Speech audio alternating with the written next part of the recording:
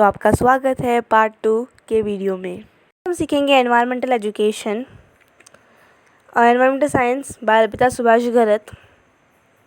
पहला लेसन है जो कि है environment and the sustainable development. तो content of this first chapter हमने इतने तक कवर कर लिया है। 1.1 कवर कर लिया जो कि है interdisciplinary nature of environment. 1.2 cover कर लिया जो जिसका नाम है स्कोप एंड इम्पोर्टेंस। अब हम कवर करेंगे 1.3 जो कि है national and international organisations. 1.4 contribution of people for environmental protection. 1.5 sustainable development. तो नेशनल एंड इंटरनेशनल ऑर्गेनाइजेशन का ये पेज हम कवर करेंगे। बाद में ये ऑर्गेनाइजेशन है और ये और ऑर्गेनाइजेशन है। और 1.4 जो कि है contribution of people for the environment protection वो हम कवर अप करेंगे। और 1.5 जो कि है सस्टेनेबल डेवलपमेंट वो हम कवर करेंगे। तो आइए बढ़ते हैं। तो 1.3 जो कि है नेशनल एंड इंटरनेशनल ऑर्गेनाइजेशन। तो there are several government and non government organizations. मतलब दुनिया में बहुत सारे गवर्नमेंट्स है और नॉन गवर्नमेंट जो कि गवर्नमेंट नहीं चलाती ऐसे ऑर्गेनाइजेशन है जिसको बोलते हैं हम NGOs that are working towards environmental protection and for conservation of natural resources। तो ये दोनों जो गवर्नमेंट और नॉन गवर्नमेंट किसके लिए वर्क करते हैं? एनवायरनमेंट को प्रोटेक्ट करने में और कंजर्व करने में natural resources. What are the natural resources? जैसे हमारा पानी हो गया, सॉइल को बचाने, पेड़ को बचाने, पेड़ पौधों जो नेचुरल रिसोर्सेज है जो अवेलेबल है नेचुरली, उनको जो बहुत कीमती होते हैं इसलिए उनको प्रोटेक्ट करने में ये कौन मदद करता है? गवर्नमेंट और नॉन गवर्नमेंटल ऑर्गेनाइजेशन मदद करता है। तो पहले पढ़ेंगे हम बोटेनिकल सर्वे ऑफ इंडिया जो कि है BSI। BSI was established in 1890 with the objectives of exploring the plant resources of the country and identifying plant species with economic values. तो जो BSI था जो कि एक ऑर्गेनाइजेशन है जो कब एस्टेब्लिश हुआ था? 1890 को एस्टेब्लिश हुआ था। और उसका जो ऑब्जेक्टिव मतलब क्या, उसका मेन मोटो क्या था, उसका मकसद क्या था कि वो एक्सप्लोर कर सके प्लांट रिसोर्सेज को। जो प्लांट रिसोर्सेज है उनको वो एक्सप्लोर करना चाहता था और आइडेंटिफाई करना चाहता था प्लांट स्पीशीज़ को। जो डिफरेंट प्लांट स्पीशीज़ है उनके कितने उनका कीमत है मार्केट में, उस तोल भाव करना चाहता था। Its headquarter is located in Kolkata. उसका हेडक्वार्टर किधर लोकेटेड है? कोलकाता में। The objectives of BSI are undertaking intensive floristic surveys and collecting accurate and detail information on the occurrence, distribution, ecology and economic utility of plants in the country. जो objective मतलब जो मोटो है BSI का, वो बहुत जल्दी से बढ़ रहा है, वो बहुत सर्वेस कर रहा है। और जो उसका मेन ऑब्जेक्टिव क्या है कि सब डिटेल इन्फॉर्मेशन निकाल सके। अकरेंस कैसे हुआ, डिस्ट्रीब्यूशन कैसे, वो उनके प्लांट रिसोर्सेज कैसे वो फैले हुए हैं, इकोलॉजी उसकी ग्रोथ कैसी होती है, नेचुरल एनवायरनमेंट में वो कैसे डील करता है, इकोनॉमिक यूटिलिटी मतलब हम उसको हमारे व्यवसाय में कैसे यूज़ कर सके, ये इसमें ध्यान देने का ऑब्जेक्टिव BSI फॉलो अप कर रहा था।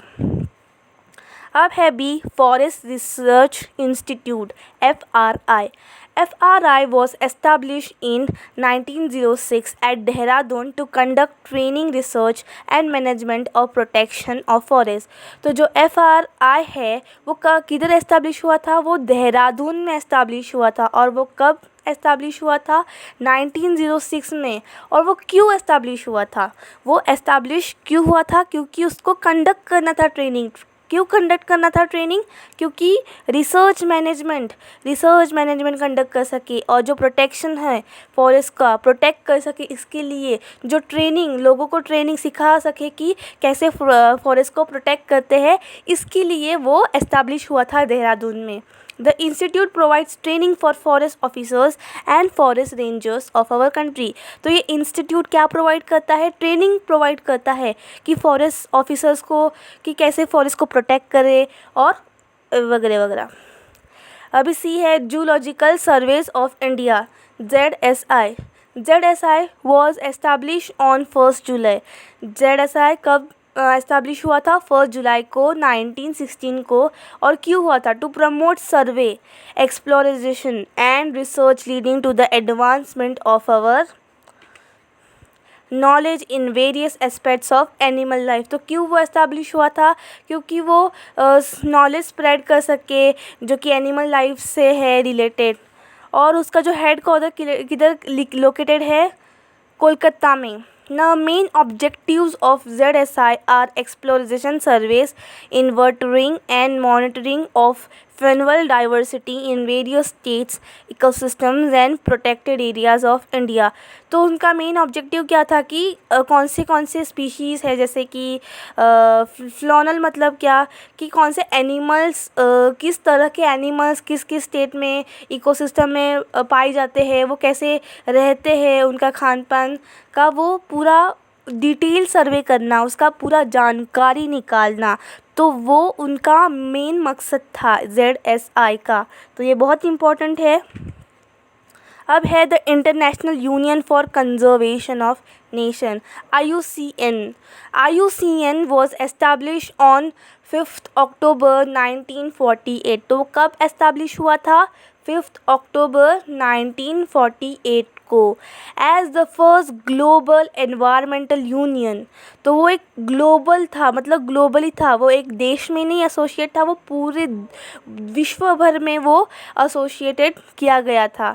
और वो एक पहला विश्व में ऐसा कोई एसोसिएट किया गया था। It brought together governments and civil society organization. तो इसने क्या किया, इस ऑर्गेनाइजेशन ने, कि जो गवर्नमेंट्स थी और सिविल सोसाइटी ऑर्गेनाइजेशन थी उनको मिलजुल मतलब एकत्र किया with a shared goal to protect nature. और उनका एक ही मकसद था। क्या मकसद था? कि प्रोटेक्ट करना नेचर को। Its aim is to encourage international cooperation and provide scientific knowledge and tools to guide conservation actions.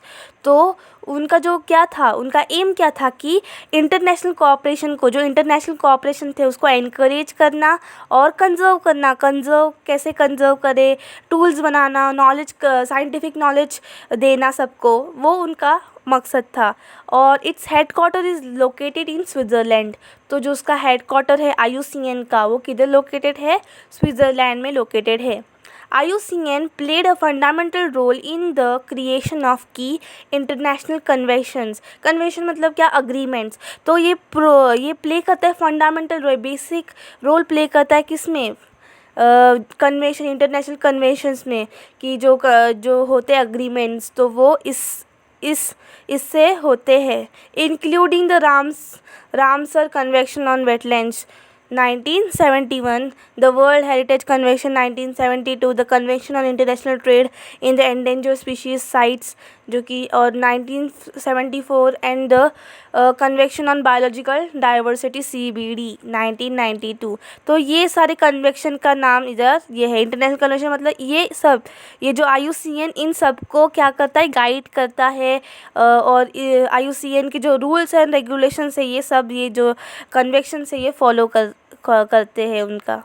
तो इन 1980 IUCN ने क्या किया? In partnership with the united nation environmental program UNEP and the world wildlife fund WWF publish the world conservation strategy. तो उन्होंने क्या किया? Partnership किया किसके साथ? यूनाइटेड नेशन एनवायरमेंटल प्रोग्राम के साथ। और उन्होंने क्या पब्लिश किया? एक वर्ल्ड वाइल्ड लाइफ फंड उन्होंने पब्लिश किया। क्योंकि उनका एक ही मकसद था कि वर्ल्ड कंजर्वेशन स्ट्रेटजी, उनका एक क्या था कि दुनिया भर में कंजर्व हो, दुनिया का कंजर्व हो, मतलब एक जगह का नहीं, पूरा दुनिया का। तो उनका वो एक मकसद था। Ground breaking document which helped define the concept of sustainable development and shape the global conservation and sustainable development agenda। तो ये तो जो था वर्ल्ड वाइल्ड लाइफ फंड क्या था? एक डॉक्यूमेंट था कि जो उसका कंसेप्ट सिंपल था कि सस्टेनेबल डेवलपमेंट करे। सस्टेनेबल डेवलपमेंट मतलब क्या? कि हम अपने जो रिसोर्सेज अभी प्रेजेंट है, हमें जो भगवान ने दिया है, उसको अच्छे से यूज़ करें कि हमारा जो फ्यूचर जनरेशन आएगा उनको भी वो यूज़ करने में आए। इसके लिए हमें जो मिला है वो हम अच्छे से यूज़ करेंगे। अब national environmental engineering research institute, NEERI. तो नीरी बोल सकते हैं, NEERI बोल सकते हैं, तो NEERI बोलूँगी मैं। NEERI जो कि नागपुर में था, is a constituent of council of scientific and industrial research, CSIR, जो इसका ये शॉर्ट फॉर्म है। न्यू दिल्ली में था वो, and has a nationwide presence with its 5 zonal laboratories at Chennai, Delhi, Hyderabad, Kolkata and Mumbai. जो the mandate of NEERI is to conduct research and developmental studies in environmental science and engineering। तो mandate जो compulsory क्या था इसका, जो ये मकसद क्या था, और मैंडेट मतलब जो उसको करना ही करना था, इसका क्या करना था, उनको एनवायरमेंटल स्टडीज़ का डेवलपमेंट करना था। डेवलपमेंट स्टडीज़ को उनको कंडक्ट रिसर्च करना था डेवलपमेंट स्टडीज़ के ऊपर। जो डेवलपमेंट स्टडीज़ कौन सी है, एनवायरमेंटल साइंस एंड इंजीनियरिंग में उनको रिसर्च करना था। तो वो उसका मेन मकसद था।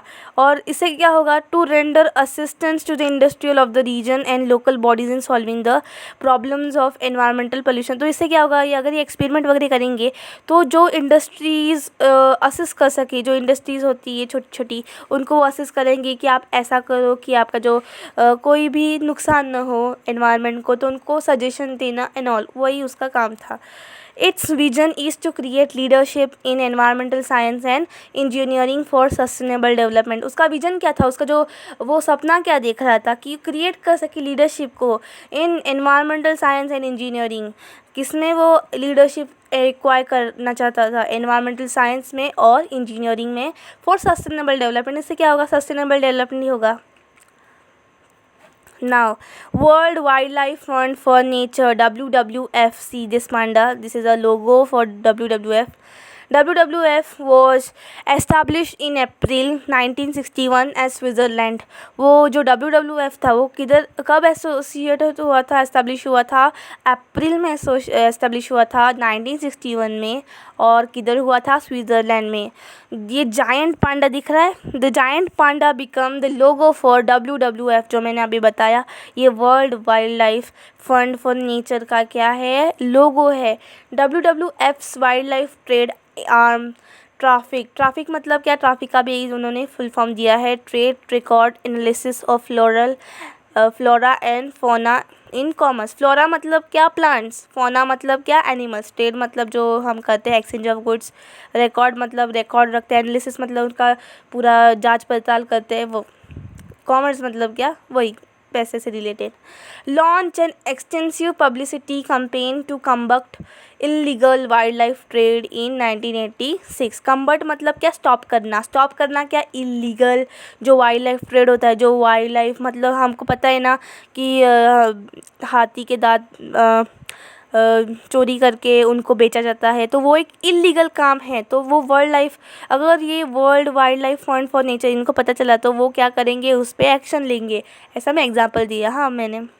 WWF aims to stop the degradation of the planet's natural environment and build a future in which humans live in harmony with nature। तो WWF का एम क्या है, उनका मकसद क्या है कि वो उनको स्टॉप करना है, वो स्टॉप करना चाहते हैं डिग्रेडेशन जो प्लानट में हो रहा है, नेचुरल एनवायरनमेंट हो रहा है, उनको क्या करना, उनका मकसद क्या है कि उनको स्टॉप करना है डिग्रेडेशन को। और इससे क्या होगा कि हम सब ह्यूमन बींग्स अच्छे से हार्मनी के साथ पीसफुली हम रह सकते हैं इस पे। Its aim is conserving the world's biological diversity, ensuring that the use of renewable natural resources is sustainable, promoting the reduction of pollution and wasteful consumption। तो उनका एम क्या है कि वो कंजर्व कर सके जो वर्ल्ड का बायोलॉजिकल डाइवर्सिटी है। इतनी बड़ी वर्ल्ड है, इतनी सारी डाइवर्सिटी है, तो अगर इनका एम क्या है कि उन इतनी बड़ी वर्ल्ड का डाइवर्सिटी को कंजर्व करना, और सबको जो रिन्यूएबल रिसोर्सेज है, नेचुरल रिसोर्सेज, उनका सस्टेनेबल मतलब एकदम प्रॉपरली यूज़ होना, मतलब अच्छे से यूज़ होना। Promoting the reduction of pollution, कि प्रमोट कर सके, जो अगर कोई रिडक्शन कर रहा है पोल्यूशन का, रिडक्शन मतलब क्या कि कोई कोई पोल्यूशन नहीं कर रहा है, कम कर रहा है पोल्यूशन, तो उसको बढ़ावा देना कि आप कम ही करो, ज़्यादा मत करो। वेस्टफुल कंजप्शन कर रहा है, अगर वेस्टफुल कंजप्शन मतलब क्या, रीयूज़, रिसाइकल, वो हमने पढ़ा है, वो रीयूज़ कर रहा है किसी अगर ख़राब वस्तु को, वो फिर से यूज़ कर रहा है, उसका रीयूज़ कर रहा है, तो वो भी अच्छी बात है, कचरा बढ़ता नहीं ना इससे। United nations environmental program UNEP, ये है जी। तो यूनेप वॉज एस्टैब्लिश इन 1972। तो यूनेप कब एस्टैब्लिश हुआ था? 1972 को। और उसका हेडक्वार्टर किधर है? Eight Nairobi, Kenya. केनिया में है उसका हेडक्वार्टर। तो जो ये है प्लेस है, और वो किधर है? वो प्लेस केनिया में है। हाँ, it is the leading global environmental authority that sets the global environmental agenda। तो ये एक लीडिंग, एक बहुत लीडिंग ग्लोबल एनवायरमेंटल अथॉरिटी, एक अथॉरिटी है जो कि बहुत इसमें है, ट्रेंडिंग में है बोल सकते हैं। Authority that sets the global environmental agenda, ये क्या करती है अथॉरिटी की? ये एजेंडा बनाती है कि प्रोटेक्ट करो एनवायरनमेंट को, ये मत करो, वो मत करो, मतलब एनवायरनमेंट को प्रोटेक्ट करती है। It also promotes the implementation of environmental dimensions of sustainable development with in the united nation system. तो और ये क्या करती है? ये प्रमोट करती है, जो इम्प्लीमेंटेशन करता है एनवायरमेंटल डायमेंशंस और सस्टेनेबल डेवलपमेंट का यूनाइटेड सिस्टम, जो यूनाइटेड नेशंस का सिस्टम है उसको फॉलो करके अगर कोई अच्छे से इम्प्लीमेंट करे तो उनको क्या करता है? वो प्रमोट करता है। यूनेप्स मिशन इस क्या, उसका मिशन क्या है? To provide leadership and encourage partnership in caring for the environment by inspiring, informing and enabling nations and people to improve their quality of life without compromising that of future generation। मतलब क्या कि provide करता है leadership, वो leadership provide करता है कि किसी को वो सहायता करता है, इंकरेज करता है, और वो बढ़ावा देता है कि आप अच्छे से यूज़ करो इसको, इस क्वालिटी ऑफ लाइफ को इंजॉय करो, बट इंजॉय करो पर उसका गलत इस्तेमाल मत करो। इससे क्या होगा कि हम भी खुश रहेंगे और जो हमारे आने वाली जनरेशन है वो भी, हम ये प्रोडक्ट्स है अभी जो भगवान ने दिए, नेचर ने प्रोवाइड किया है, वो उनको भी मिले यूज़ करने में। अभी एच है central pollution control board, CPCB। CPCB is a statutory organization, एक स्टेटरी ऑर्गेनाइजेशन है, constituted in 1974 under the water, हाँ, और ये prevention and control of pollution, हाँ, इसको बोलते prevention and control of pollution act. एक एक्ट हुआ था जो कि वाटर रिलेटेड, अगर हम ये पढ़ रहे मतलब ये वाटर रिलेटेड ही होगा। अंडर वाटर मतलब क्या कि ये जो ऑर्गेनाइजेशन है वाटर को बचाने के लिए हो सकता है, तो यस ये वाटर को बचाने के लिए ही है। 1974। Further CPCB was entrusted with the powers and functions under the air, जो कि है prevention and control of pollution act 1981। The functions of the Central Pollution Control Board at the national level is to advise the central government on any matter concerning prevention and control of water and air pollution and improvement of the quality of the air। तो इसका function क्या है कि जो central board है जो national level में, उसको एडवाइस करता है कि आप ऐसे कंट्रोल्स लो, आप कंट्रोल करो वाटर को, एयर पोल्यूशन को, इम्प्रूव करो क्वालिटी एयर का। तो एयर का भी प्रोटेक्शन हो रहा है, मतलब एयर पोल्यूशन को भी वो एयर पोल्यूशन की जो मैटर्स है उसको भी वो बताता है कि एयर पोल्यूशन हो रहा है तो आप प्रिवेंशन मेथड लाओ, उसको साफ़ करो, वैसे वो करता है, उसका फंक्शन है वो। और वो वाटर से रिलेटेड भी, वाटर क्वालिटी अच्छी हो, इम्प्रूवमेंट हो क्वालिटी में, बोथ एयर और वाटर का ये करता है। अब आए है Maharashtra pollution control board, MPCB। तो MPCB कब एस्टैब्लिश हुआ था? 1970 को। The function of MPCB includes, तो व्हाट आर द फंक्शन, उसका फंक्शन क्या है? तो टू कलेक्ट करना, जमा करना, प्लान करना मतलब ऑर्गेनाइज करना, प्लान बनाना, disseminate comprehensive information program for the prevention control और अबेटमेंट ऑफ द पोल्यूशन, और ऐसे ये बनाना, कुछ रूल्स बनाना कि कंट्रोल कर सके और ख़त्म कर सके पोल्यूशन को। अभी पहला क्या है? टू इंस्पाइट सीवेज और influential treatments and disposal facilities and air pollution control system. अभी हमें पता है कि पानी में सब कचरा डालते हैं, तो उस पानी में जो कचरा डालते हैं उसको अच्छे से वो कचरा निकाल सके, जो सीवेज मतलब जो कचरा डालते हैं पानी में, जो गंदी चीज़ बाद में धोते हैं सब उसमें, और कपड़े वगैरह धोते हैं तो उसमें जो सोप रह जाता है, फैक्ट्रीज़ केमिकल डालती है, तो उसे सीवेज और इन्फ्लुएंट हो, उसको ही सीवेज और इन्फ्लुएंट बोलते हैं। तो उसका ट्रीटमेंट होना चाहिए। तो ये जो है एमसीबी है वो क्या करता है, ट्रीटमेंट करता है इसका, और ये इंस्पेक्ट करता है। इंस्पेक्ट मतलब क्या करता है कि वो देखता है कि ये अच्छे से हो रहा है या नहीं, डिस्पोजल फैसिलिटीज़ प्रोवाइड है क्या नहीं, एयर पोल्यूशन कंट्रोल सिस्टम्स हो रहा है नहीं, ये सब वो कंट्रोल करता है, इंस्पेक्ट करता है। Supporting and encouraging the developments in the fields of pollution control, waste recycle, reuse, eco-friendly practices etc. Support करता है, encourage करता है जो डेवलपमेंट हो रहा है in the fields of pollution control, जो पोल्यूशन को कंट्रोल कर रहा है उसको वो encourage करेगा, सपोर्ट करेगा। वो वेस्ट का जो रीयूज़ रिसाइकल करता है, मैंने बताया, वो भी उसको भी वो प्रमोट करेगा, मतलब इंकरेज करेगा उनको, और उनको बोलेगा कि हाँ आप अच्छे से करो और करो। Eco friendly practices follow up करता है वो, मतलब वो जो इको फ्रेंडली हो, इको को हार्म ना करे, एनवायरनमेंट को हार्म ना करे, ऐसे प्रैक्टिस को वो क्या करता है, बढ़ावा देता है। Creations of public awareness about the clean and healthy environment, वो क्या करता है, क्रिएट करता है पब्लिक अवेयरनेस कि पब्लिक को ये जानकारी होनी चाहिए कि क्लीन एंड हेल्दी एनवायरनमेंट क्यों इम्पोर्टेंट है। अभी जे है Bombay natural history society, BNHS, ये है सिंबल देखो। BNHS was the pioneer organization started for conservation in India। तो वो एक पाइनियर मतलब क्या, एक बैकबोन है जो कि इंडिया में ही स्टार्टेड हुआ था for conservation. A Pan India Wildlife Research Organization was initiated in 1883। तो ये एक पैन इंडिया का जो वाइल्ड लाइफ रिसर्च ऑर्गेनाइजेशन एक एस्टैब्लिश हुआ था। क्यों एस्टैब्लिश हुआ था, क्योंकि जाहिर सी बात है कि वाइल्ड लाइफ रिसर्च कर सके, वाइल्ड लाइफ को प्रोटेक्ट कर सके। It is one of the largest non governmental organization, वो एक NGO तरह है जिसको गवर्नमेंट नहीं चलाता, ये एक प्राइवेट है। It is one of the largest non governmental organisations in India engage in conservation and biodiversity research. तो ये किस में एंगेज करता है, कंजर्वेशन एंड बायोलॉजिकल रिसर्च में एंगेज करता है। एक लार्जेस्ट है नॉन गवर्नमेंटल ऑर्गेनाइजेशन इंडिया में। It supports many research efforts through grants and publishes the journal of the Bombay natural history society.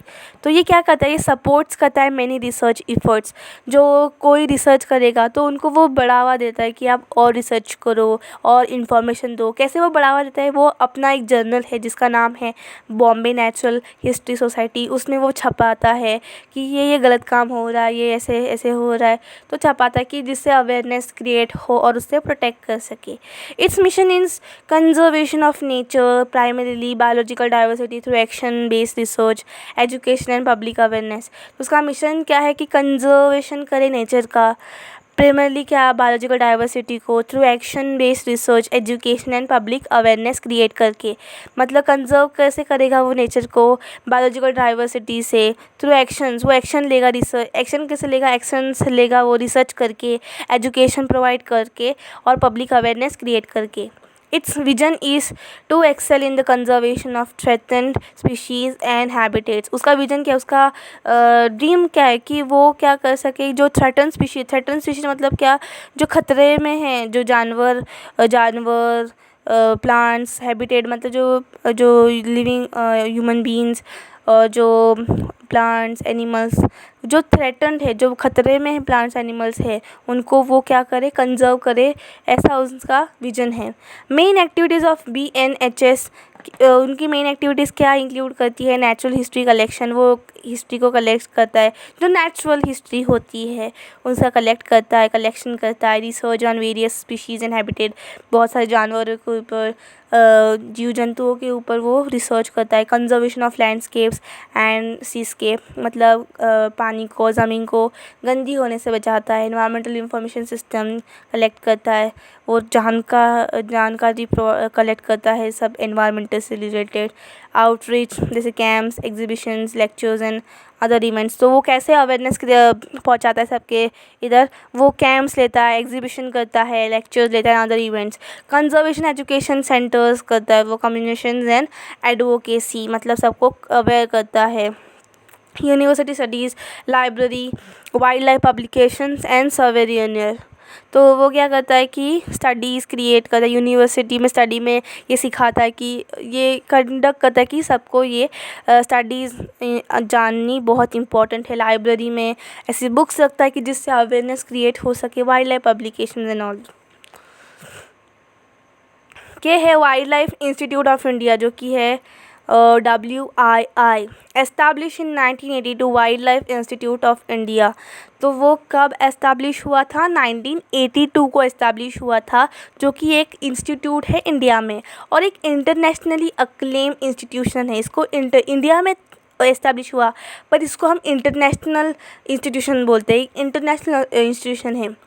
और ये ऑफ़र्स क्या करते हैं, इसमें क्या क्या होता है? इसमें ट्रेनिंग प्रोग्राम्स कंडक्ट करते हैं, academic courses and advisory in wildlife research and management. तो इधर ट्रेनिंग लेते हैं, एकेडमिक कोर्सेज करते हैं, advisory in wildlife research में इसको प्रमोट करते हैं ऐसे।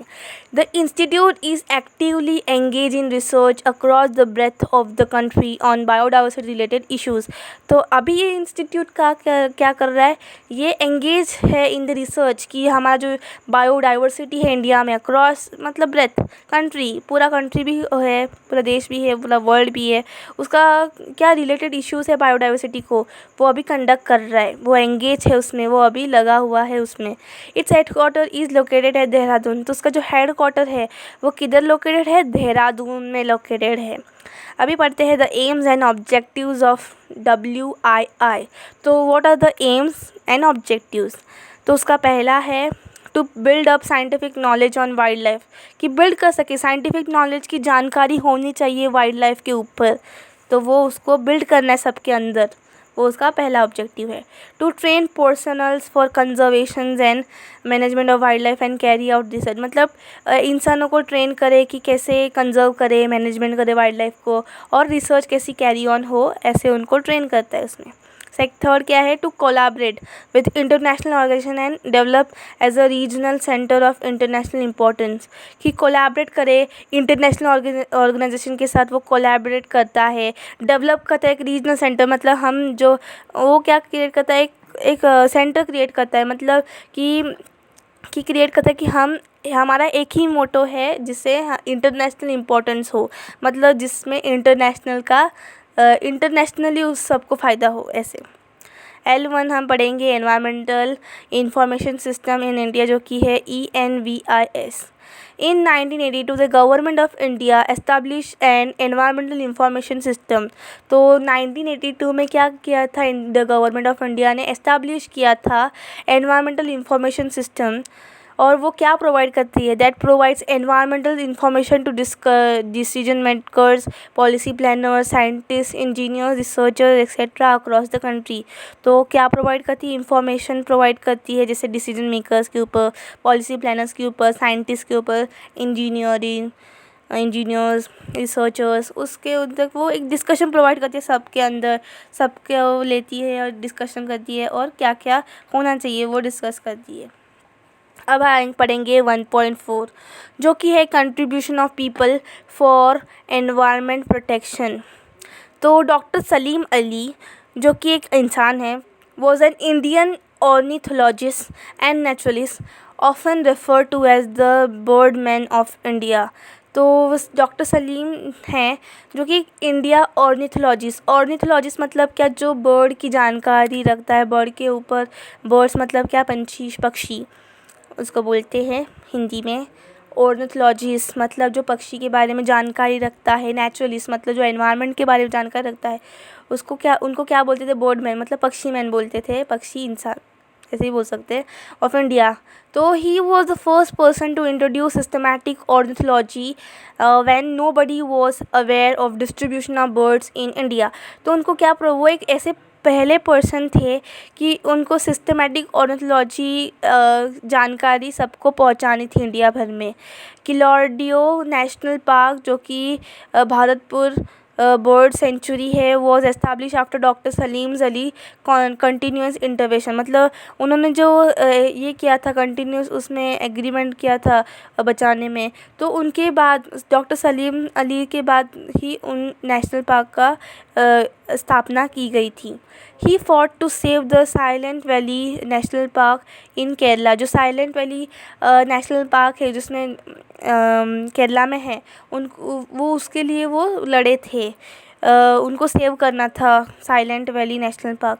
Where the government plan to construct a hydro electric power project. तो उनको क्यों प्रोटेक्ट करना था National Silent Valley National Park? क्योंकि गवर्नमेंट थी, गवर्नमेंट के अगेंस्ट वो प्रोटेक्ट कर रहे थे। तो जो गवर्नमेंट को क्या था कि ये साइलेंट वैली नेशनल पार्क जो केरला में है, उधर उनको क्या बनाना था, हाइड्रो इलेक्ट्रिक पावर प्रोजेक्ट बनाना था।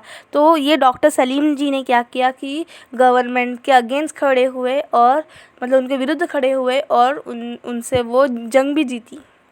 His research on the habitat of weaver birds was appreciated by ornithologists all over the world।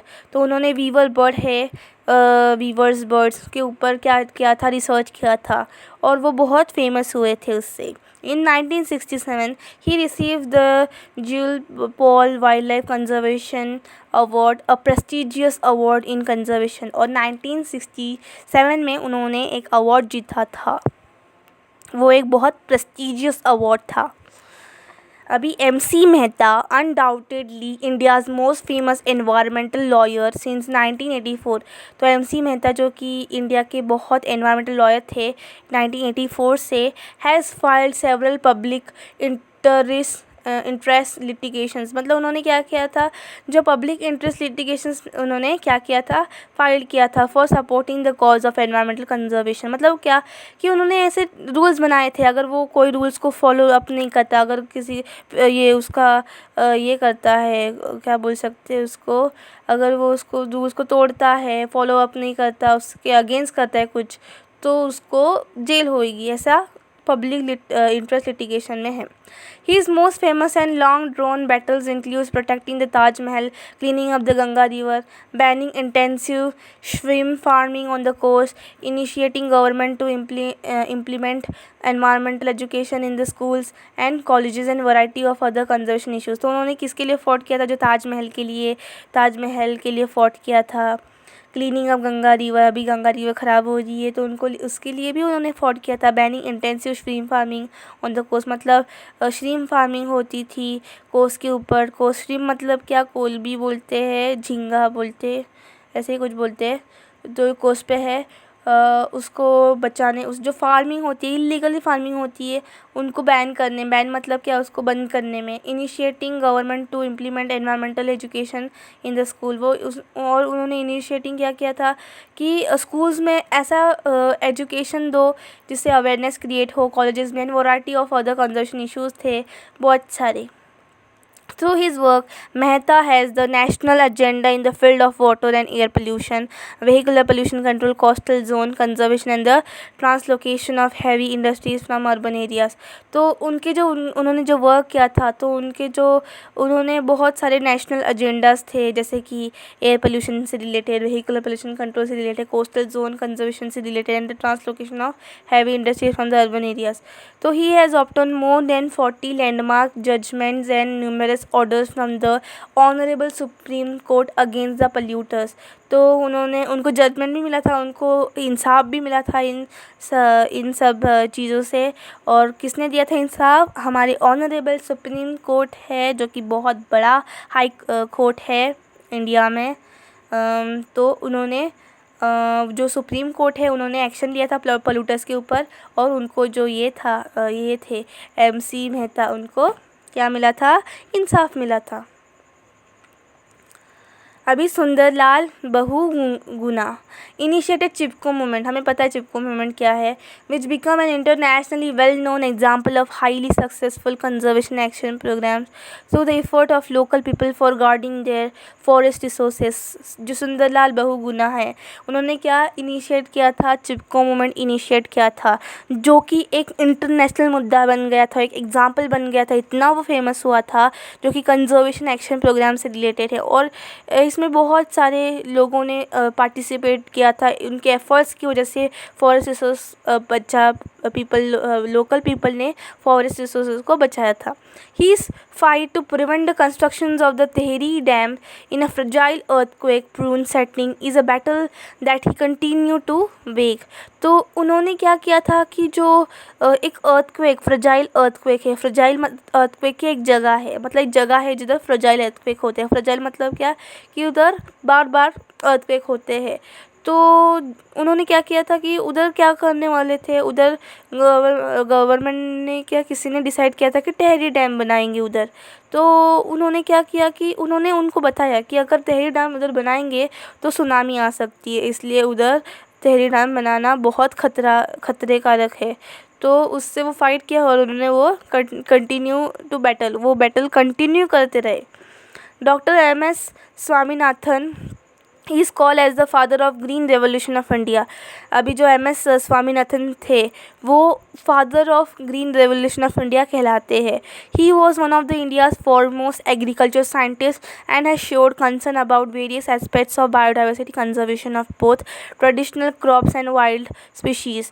तो ये बहुत फॉरमोस्ट मतलब क्या कि जो बहुत पहले के एग्रीकल्चरल साइंटिस्ट थे, जो उन्होंने क्या कंसर्न दिखाया था कि उनका जो चिंतन किसमें दिखाया था कि वेरियस एस्पेक्ट है बायोडाइवर्सिटी कंजर्वेशन के, ट्रेडिशनल क्रॉप्स के, वाइल्ड लाइफ स्पीशीज़ के, उन्होंने ये दिखाया था कि उनको बचाना, कंजर्व करना, उन्होंने उसका ये बोला था। He has founded the doctor M S. Swaminathan research foundation in Chennai.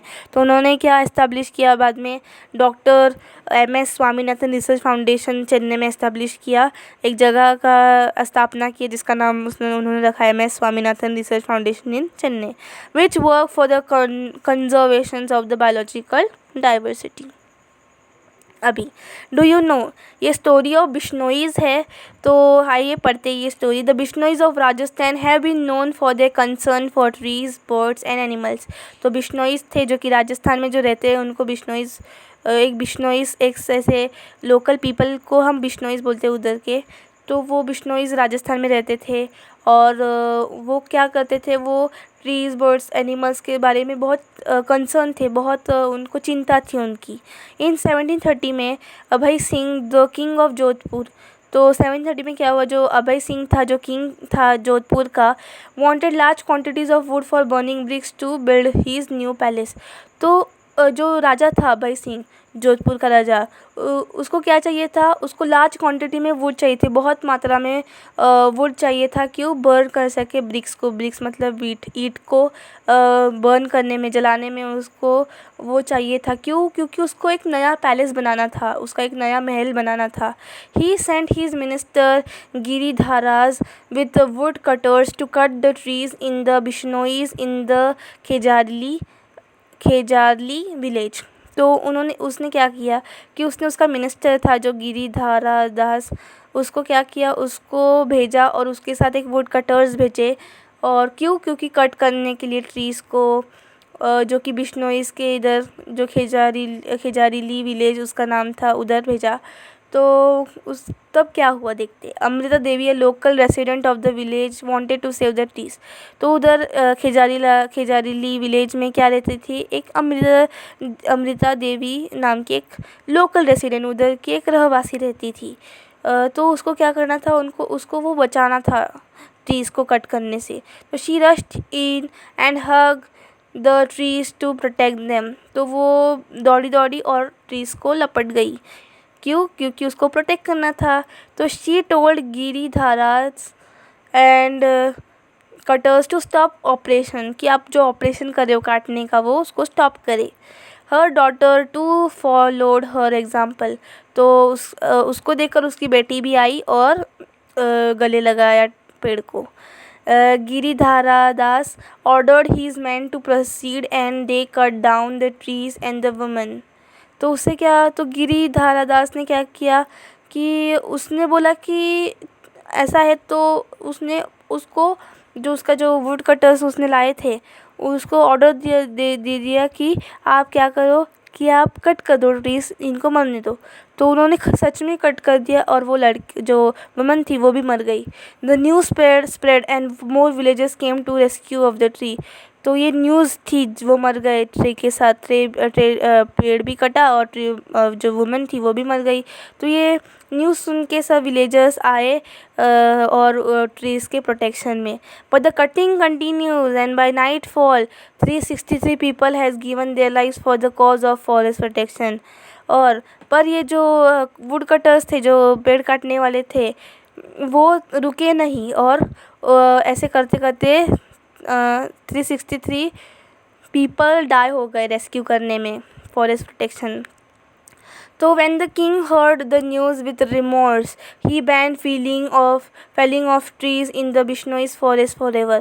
तो जब किंग ने ये हर्ट किया ये न्यूज़, तो विथ रिमोर्स मतलब उसको बहुत दुख हुआ कि मेरी वजह से इतने सारे पीपल मर गए। The Bishnois have religiously follow this eco friendly rules since Khejarli. There have been many incidents of natural protection by this community. तो बिश्नोइज थे जो कि उनका एक कर्तव्य था, वो एक इको फ्रेंडली रूल फॉलो करते थे सिंस जो केजरीलाल बना था, केजारली जो बना था उधर, जब से वो रह रहे उधर, तब से वो प्रोटेक्शन में लगे हुए थे। The government of India has instituted the Amrita Devi wildlife protection award to be given to a village community that should valour and courage for the forest and wildlife protection. उस दिन से क्या किया, जो गवर्नमेंट ऑफ इंडिया थी उन्होंने क्या किया, एक अवार्ड बना जिसका नाम क्या था, Amrita Devi wildlife protection award. और ये अवार्ड किसको मिलेगा, ऐसी विलेज को मिलेगा, विलेज कम्युनिटी को मिलेगा जो कि फॉरेस्ट को प्रोटेक्ट करेगी और वाइल्ड लाइफ प्रोटेक्शन करेगी। तो अभी हम पढ़ेंगे 1.5 जो कि है सस्टेनेबल डेवलपमेंट। तो India is an emerging economy with diverse communities, cultures and religion. तो इंडिया में क्या है, इंडिया में बहुत सारी इमर्जिंग इकोनॉमी है with diverse communities, culture and religion. तो कम्युनिटीज़ के साथ, कल्चर के साथ और रिलीजन के साथ वो डाइवर्स है। It covers a vast geographical area. वो क्या कवर करती है, वास्ट जोग्राफिकल एरिया कवर करती है और लॉन्ग कोस्ट लाइन कवर करती है। टोपोग्राफिकली द इंडियन सब कॉन्टिनेंट इज़ डाइवर्स। तो हमने अगर टोपोग्राफी में देखा, जो टोपोशीट मिलती है, तो इंडियन सब कॉन्टिनेंट बहुत डाइवर्स है। It has 10 distinctive biogeographic zones. और हमारे इंडिया के पास डिस्टिंक्टिव मतलब कैसे, अलग अलग बायोजोग्राफिकल जोन्स है। India has been experiencing rapid growth in population which has led to socio-economic inequity and rampant uncontrolled growth patterns which has led to the environmental degradation। तो population की वजह से क्या हो रहा है कि इंडिया में कि सोशो इकोनॉमिक इनइक्विटी हो रही है, मतलब जो हमारे जो इकोनॉमिकल जो रिसोर्सेज है वो कम होते जा रहे हैं और डिग्रेडेशन हो रहा है, environmental degradation. All this world obviously has long term negative impacts on the environment and it consequences will be felt particularly by the socio-economically challenged groups and our future generation। तो all this obviously क्या करेगा, ये एक negative impact पड़ रहा है। अगर environmental degradation हो रहा है तो एक नेगेटिव इम्पैक्ट पड़ रहा है जो कि फ्यूचर जनरेशन फेस कर सकती है आने वाली जनरेशन में। To combat the problems on unsustainable growth patterns, post Stockholm Conference of 1972 India adopted the concept of sustainable development। तो ये अगर हमें फ्यूचर जनरेशन को बचाना है, अगर उसकी सोशो इकोनॉमिकल जो ये है पैटर्न्स उसको बचाना है, तो उन्होंने क्या किया इंडिया ने अडॉप्ट किया concept of sustainable development. In 1992 during the united nation conference on environment and development, जो 1992 में जो कॉन्फ्रेंस हुआ था एनवायरनमेंट और डेवलपमेंट के ऊपर, तो India become a part of the 187 countries pledging there commitment towards achieving sustainable development by signing the Rio declaration. तो जो इंडिया जब ये कॉन्फ्रेंस हुआ था यूएन सेट का, तब इंडिया उसमें एक पार्ट बनी थी, जब उसमें 187 कंट्रीज़ ने पार्टिसिपेशन किया था, जो कि किस में था, वो उसका एम क्या था कि अचीव कर सके sustainable development by signing the Rio declaration, और रियो डिक्लेरेशन को साइन करके। In 1992 during the Earth Summit of the UN said the role of education in achieving sustainable development was a major concern. तो 1992 में क्या था, summit को sign करते हुए कि जो रोल ऑफ एजुकेशन हमें अच्छा देना चाहिए, कि उससे क्या होगी सस्टेनेबल डेवलपमेंट सबको आना चाहिए। Education has been considered as one of the basic requirement and tool towards achieving sustainable development. और सस्टेनेबल डेवलपमेंट अगर करना है तो एजुकेशन देना इज़ बहुत इम्पॉर्टेंट। और सस्टेनेबल डेवलपमेंट में भी वो एक मेन एजेंडा है कि अगर सस्टेनेबल डेवलपमेंट करना है तो सबको एजुकेशन दो, सबको अवेयर करो कि क्या उसका ये है उसके फ़ायदे और उसका जो नुकसान है। इसके लिए एजुकेशन देना, अगर एक पर्सन एजुकेटेड है तो अगर उसको हम समझाए कि ऐसा मत करो तो वो ऐसा नहीं करेगा। तो एजुकेशन इज़ बीन अ की। Educating people from all walk of life will serve the dual purpose of creating awareness about environment conservation and protection। तो अगर एजुकेट करेंगे पीपल को ऑल लाइफ के जैसे, तो वो एक क्रिएट कर सकता है अवेयरनेस और कंजर्व कर सकता है, प्रोटेक्ट कर सकता है। The safeguarding the environment would help to combat and reduce the socio economic inequity by empowering people through education. तो उसे क्या सेफगार्ड कर सकते हैं, इसे अगर हम एजुकेशन देंगे तो वो सेफगार्ड करेंगे। क्या सेफगार्ड मतलब क्या, बचाएंगे एनवायरनमेंट को। और इसमें सच में कम्बट मतलब क्या, रिड्यूस होना, बंद करना। और इससे क्या होगा, इससे किसको हेल्प होगा, कम करने में, रिड्यूस होने में क्या, the socio economic inequity by empowering people through education. The government of India later recommended the ministry of human resources development to integrate environmental concern issues and awareness in education at all levels. तो जो government था India का वो उन्होंने क्या recommend किया, जो ministry of human resources development को रिकमेंड किया कि क्या कर सके कि आप अवेयरनेस क्रिएट करो, इश्यूज़ क्रिएट करो, एजुकेशन दो ऑल लेवल्स के ऊपर। तो in its 57 meeting in December 2002, UNESCO 2002, the UN general assembly proclaim the UN Decade of Education for Sustainable Development DESD 2005 से लेकर 2015 तक emphasize that, उन्होंने एम्फिसाइज़ क्या किया कि education is an indispensable element for achieving sustainable development. की education ही एक की है जो कि सस्टेनेबल डेवलपमेंट, अगर हमें कुछ सस्टेनेबल डेवलपमेंट चाहिए तो हमें एजुकेशन देना बहुत इंपॉर्टेंट है। Education often consider to be done in classrooms, की एजुकेशन हमें पता है कि क्लासरूम में ही होती है। According to UNESCO 2004, education for sustainable development ESD is formal education. वो एक फॉर्मल एजुकेशन है but it extends to daily social and professional life. तो एक फॉर्मल एजुकेशन है पर ये सोशल और प्रोफेशनल लाइफ भी फॉलो अप कर सकती है। ESD can make education participatory. तो इससे क्या होगा कि अगर एजुकेशन सब प्रोफेशन में बढ़ जाए तो वो सब पार्टिसिपेट कर सकते हैं अच्छे से। This enhances the problem solving capacity of young people through process which enable collaborations and dialogues. तो इससे क्या होगा कि सब जो यंग हो, ओल्ड हो, वो सब मिलजुल के काम करके सस्टेनेबल डेवलपमेंट को अचीव कर सकते हैं। अब concept of sustainable development, actually ये क्या है सस्टेनेबल डेवलपमेंट, बोल रहे पर क्या है ये, तो हम पढ़ते हैं, let's see.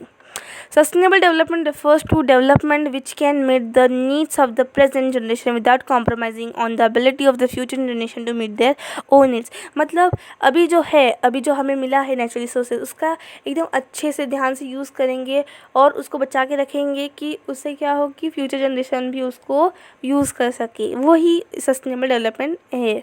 There are 3 aims of sustainable development. क्या है, पहला इकोनॉमिक है, एनवायरमेंटल सेकेंड और थर्ड सोशल। तो पहले पढ़ते हैं economic. To attain balance growth, economic में क्या कि इकोनॉमिक मतलब पैसा रिलेटेड, कि उसमें बैलेंस ग्रोथ ये अटेन कर सके। एनवायरनमेंट में क्या, टू प्रिजर्व द एनवायरनमेंट को प्रिजर्व करे। सोशल मतलब क्या, to include all human communities to access all resources, कि सोशली हम सबको अच्छे से सबको इक्वल रिसोर्सेज मिले, सबको अधिकार है। The concept of needs refers to essential needs of human being. Needs मतलब क्या है, जो एसेंशियल नीड्स है, जैसे खाना हो गया, क्लोथिंग, देन शेल्टर, रहने के लिए घर, खाना पीना, जो कि बेसिक नीड्स है, वो कंसेप्ट है नीड्स का। Millions of people today do not have adequate food. Millions of peoples है जिसके पास एडेक्वेट फूड नहीं होता, प्रॉपर हाउस नहीं होता, क्लीन ड्रिंकिंग वाटर नहीं होता, और बेसिक एजुकेशन जो कि भी एक नीड है, जो नहीं है हमारे पास नहीं, बट मिलियंस ऑफ पीपल है वर्ल्ड में जिनके पास नहीं है। The definition suggest that such essential needs of all people must be met with, कि जो एसेंशियल नीड्स तो सबके पास होने चाहिए, ऐसा वो डेफिनेशन सजेस्ट करता है। But at the same time the pattern of development has been such that future generation would also be able to meet their own needs from the resources without destroying और degrading nature. But ये pattern हम देख कर क्या बोल सकते हैं कि फ्यूचर जनरेशन मीट कर सकती है अगर हम अच्छे से यूज़ करें तो। दिस में include water resource, productivity of various ecosystem, quality of air etcetera. अगर हम पेड़ लगाएंगे, वाटर रिसोर्स को अच्छा करेंगे, प्रोडक्टिविटी करेंगे तो वो ऐसा हो सकता है। Development conventionally means enhancing economic wellbeing and wealth. Development conventionally means क्या होता है, उसका मीनिंग कि इकोनॉमिक के वेलबींग और वेल्थ को एनहांस कर सके, बढ़ाए। बढ़ने से सब मिलेगा, right. Wellbeing of an individual और family and community depends on several factors apart from income levels. Development is more than economic growth. Development एक बढ़कर है, इकोनॉमिक ग्रोथ तो है चाहिए पर डेवलपमेंट चाहिए हमें। Development achieve in the short term may not continue over time and is unsustainable in the longer term. अगर हमें डेवलपमेंट शॉर्ट टर्म में मिली तो सस्टेनेबल नहीं रहेंगे, हमें लॉन्ग टर्म में चाहिए, शॉर्ट टाइम के लिए नहीं चाहिए।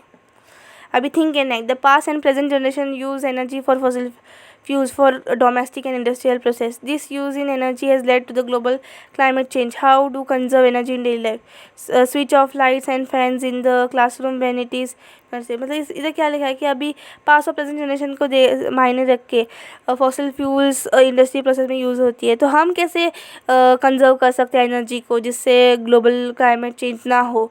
तो हम स्विच ऑफ कर सकते हैं लाइट्स एंड फैंस को, और मैं तो बोलूँगी कि एसी को बंद रखें, तो इससे भी वो होगा, क्लाइमेट चेंज नहीं हुआ। Concept of sustainable consumption. अभी सस्टेनेबल कंजप्शन का कंसेप्ट हम पढ़ते हैं। Development is largely based of the use of resources. मतलब डेवलपमेंट क्या है कि हम कितना यूज़ करते हैं, उसमें ही डेवलपमेंट होगा। Therefore change in the pattern of development requires a change in the pattern of resource use. अगर हम रिसोर्स यूज़ कम करेंगे तो डेवलपमेंट अच्छा होगा, अगर हम ज़्यादा करेंगे तो वो डिग्रेड करेगा, मतलब वो रहेगा नहीं। हम यूज़ करेंगे तो हमारे पास फ्यूचर में हमें चाहिए ना, इसके लिए। The pattern of sustainable consumption related to use of both renewable and non renewable resources. Renewable मतलब क्या, जो कि रीजनरेट हो सकते हैं, जैसे सन की लाइट एनर्जी, विंड एनर्जी। वो नॉन रिन्यूएबल मतलब क्या है, जिसको हम फिर से रीजनरेट नहीं होता है, एक बार यूज़ करने के बाद वो रिपीट यूज़ नहीं कर सकते उस रिसोर्स के, ऐसे रिसोर्सेज को बोलते हैं non renewable resources. For renewable resources the use of resources should not exceed the capacity of the environment to replenishing the resources. तो रिन्यूएबल रिसोर्सेज हम यूज़ करते हैं तो वो कैपेसिटी के बाहर नहीं जाना चाहिए, हमने ध्यान से होना चाहिए उसका use. Non renewable should be use with care. तो रिन्यूएबल रिसोर्सेज हम कैसे भी यूज़ कर सकते हैं, कैसे मतलब हम एक्सीड कर सकते हैं, मतलब बट नॉन रिन्यूएबल को बहुत ध्यान से यूज़ करना पड़ता है। Natural available resources are shrinking because consumption level are so high. जो नेचुरल अवेलेबल रिसोर्सेज है वो क्या कर रही है, श्रिंक कर रहा है, क्यों कंजर्व कर रहे हैं हम इतना सारा। Current consumption patterns are responsible for increasing pollution with damage our environment. जो करंट कंजप्शन है तो क्या कर रहा है, इंक्रीज़ कर रहा है पोल्यूशन और डैमेज कर रहा है हमारे एनवायरनमेंट को। There sufficiency in the world for man's need but not for the man's greed. तो महात्मा गांधी ने क्या बोला है कि जो मैंस की नीड है उधर सफिशिएंसी है, बट जो मैन की ग्रीड है, जो मैन की नीड है, जो हमारी गरज है वो बहुत सफिशिएंट है, बट जो हमारा जो ये है ग्रीड मतलब क्या, उसके ये मोह होना, कि उसका मोह है। ग्रीड मतलब हम बोल सकते हैं उसका वो लालच। मैन मतलब इंसान की लालच बहुत ज़्यादा है, और मैन की जो नीड है, जो गरज है वो कम है, पर जो लालच है वो बहुत ज़्यादा है, ऐसा महात्मा गांधी ने बोला है। In the recent past communism has become a part of the daily life. There is also inequality in the way rich and under privilege groups in the society use resources. और excessive resources use create unsurmountable amounts of waste. तो recent past में क्या हुआ है कि जो communism है, consumerism, कि हम बहुत कंज्यूम कर रहे हैं डेली लाइफ में, और बहुत इनइक्वलिटी वे है, rich and under privilege groups in the society use resources. मतलब हाँ, रिच पीपल भी नहीं, और जो अंडर प्रिविलेज है, जो कि अफोर्ड भी नहीं कर सकते, वो भी बहुत सारी यूज रिसोर्स कर रहे हैं। और excessive resource use create unsurmountable amounts of waste. तो हम जो एक्सेसिव यूज़ कर रहे हैं रिसोर्सेज का, तो वो क्या क्रिएट कर रहा है, वेस्ट क्रिएट कर रहा है। All this requires changes to be made in the our lifestyle to prevent for the degradation of our environment. तो अभी हमें चेंजेस बहुत करने चाहिए हमारे लाइफ स्टाइल में, जिससे क्या होगा, जो फ्यूचर डिग्रेडेशन हो उसको प्रिवेंट कर सके। Each one of us is creating a large environment footprints in our resource base. तो हम जो क्रिएट कर रहे हैं लार्ज एनवायरनमेंट को, तो हम फुटप्रिंट क्रिएट कर रहा है फॉर रिसोर्स बेस के लिए। We all need to reduce our environmental footprints and create positive impact to conserve our environmental resources for the future. This is now referred to as environmental handprint. अगर हम हमारा जो अभी का footprint है, अगर उसको पॉजिटिव इम्पैक्ट के साथ अगर हम यूज़ करेंगे, रिड्यूस करेंगे, तो हमारा एनवायरमेंटल हैंडप्रिंट बहुत अच्छा होगा।